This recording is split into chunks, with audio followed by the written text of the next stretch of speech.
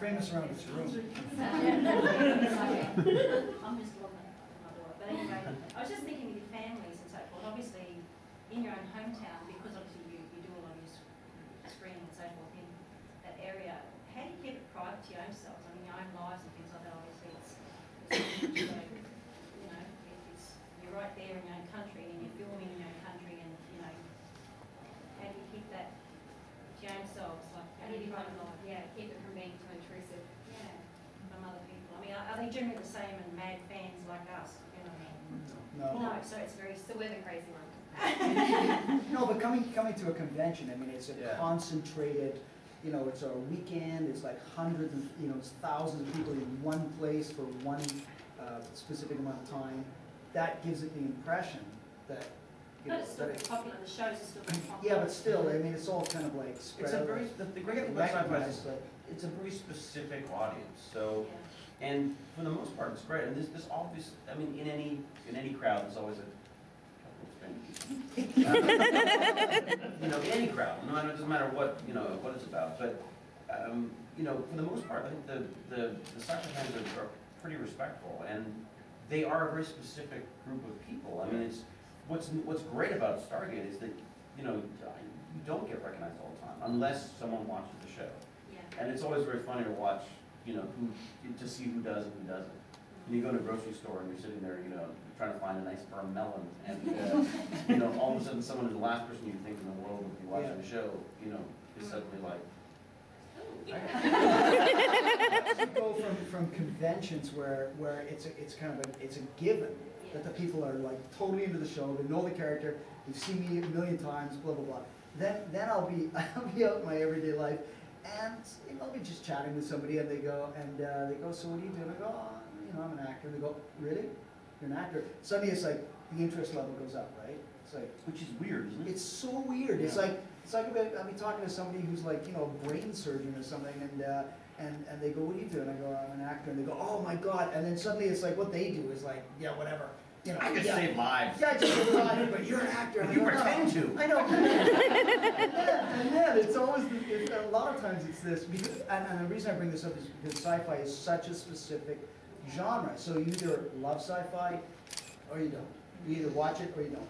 So a lot of people I bump into, they go, well, what about, you're an actor, what have I seen you on? And I go, well, I was on a show called Stargate. And they go, oh, Stargate, yeah. I haven't seen it. Sorry. And they always apologize. Oh, yeah. Always apologize. I go, no, it's fine, don't worry about it. No, I'm really sorry, I haven't seen the show.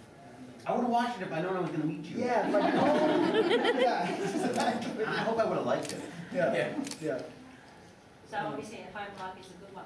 It's not so bad. You don't, Yeah, because I mean, you get see bothered like that other much. actors around the world and you think, well, you know, they're in your face all the time and you're shot by cameras or, you know, But you yeah, can't the strange thing about sci-fi is that, I mean, it's more so in Europe, but Yeah. certainly in North America, it's a very specific, almost marginalized genre. I mean, it's not like when you go to England, it's like you know, a movie can be sci-fi, a romance, a comedy, whatever. It's just another genre. Yeah. But in the States, it's like a different thing altogether. It's not the same kind of universal. I mean, you know, Angelina Jolie does a sci-fi It's film, different. of course. That's We don't have to deal with any of that. No, that's Basically, Yeah. it got me out of a speeding ticket the other day. Yeah, I didn't tell you that? Yeah, a nice, sexy little cop gave me a bit of a deal. But she did the same thing. That she was like, yeah. So what do you do? I'm on my way to work. Why? What do you do? I'm an actor. Yeah, right. So I'm trying to milk this a bit because I don't want to get a ticket. And I'm like, I gotta go with it. Yeah, I'm an actor. It's like, what do you want? Well, right now I'm going to the studio. We're shooting. Come on, heroin. Stargate. Oh, sorry, show, right? Stargate. That's great. So how do you get to be an actor? They're like, oh really? You want to be an actor? Well, I know a casting director. I can probably get you in if you want to come in. So You did that? I told your wife I could risk her going back to the car and typing in my name. Wow. I'd go to jail again. So I had to circumvent that. So the keywords for this video are jail and Smith. How do your families take to the traveling circus of conventions? with you now having young I now families, travel with a circus. I am the So circus. what is the question? how do your families take into the travelling circus of you're going off to conventions, sometimes you leave them behind, but now you've got an entourage of your own that you have to cater for. How does that actually been a bit of an impact on It's changed the way I've done conventions a bit. Like, I'm a lot more restrictive in what I do now because, you know, I got a lot of flack for the dinners, but dinners, that's fast time. That's like, you know, that's good family time. So, you know, that's the kind of stuff that changes. I mean, it's that weird thing of like, I like the idea of Baz seeing this stuff, and to some extent, I think it's kind of, I like the fact that he's good with crowds of people. But at the same time, there's that weird thing of, you know, it does get a bit much. I mean, sometimes because I don't want the little guy to be overwhelmed by too many people, because everyone wants to go up and say, hi, I understand that. I mean, he's a cute kid, and kids are cute. Well, the kid that came through the one today, I mean, he was a peach. gorgeous kid, and but if, unfortunately, you multiply that by, by 12 hours a day, and that's a bit of might be a bit weird for him. So. But then the opposite is I didn't bring my wife and kid this time. And I am in shit for that. She's pissed off that I'm by myself this time. I'm just such a suck every Jane every time. You never I get took my wife once to Vegas because it was Vegas and we had been married in Vegas, and so it was like, oh, let's go back. Hard to get out of that, you know. No, it wasn't even. It was really fun. It was great because it was one gig at the end of on one night. So it wasn't. But you know, being here from 9 o'clock in the morning, 10 o'clock in the morning, whatever. Sometimes the hours are like huge, and I just couldn't imagine bringing my family to that because I really wouldn't get to see them, because it's work.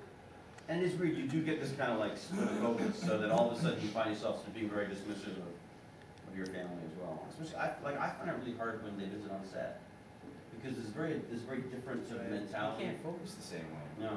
Because your family takes all your attention. It's just a natural instinct. You know, if your kid's there, all you think about is your kid.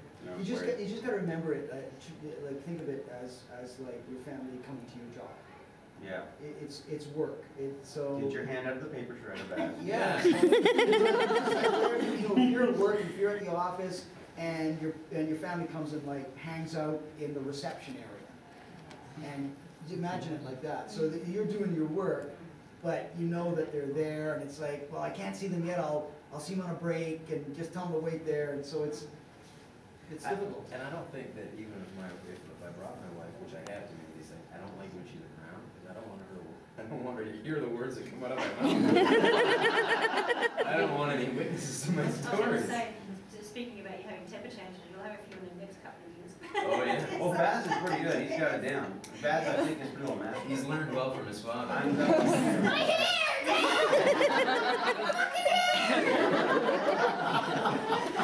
But my wife and I just last week, literally, we were in Austria. We were in Austria visiting my 16-year-old who was on a student exchange, and we flew back. And I was in the parking lot of the Vancouver airport looking for my car, and the phone rings, and it's Carissa from this event, and she's like, "Oh, he's trying to get a hold of you. Can you come to this event?" And I'm like, yeah. And I'm looking for my car. Where the hell did I leave my car? Okay, so yeah, when is it? And she goes, "Well, you have to be on a plane tomorrow." I was like, okay, let me just call you back. And then it was late, and I was on a plane the next day, and I just said to my wife, okay, so they called me up, and that it can be like that. And I've got 3 kids, and major logistical, what are we gonna do? Because I'm out of the picture for 10 days, so it just goes like that. So Do you ever have where you take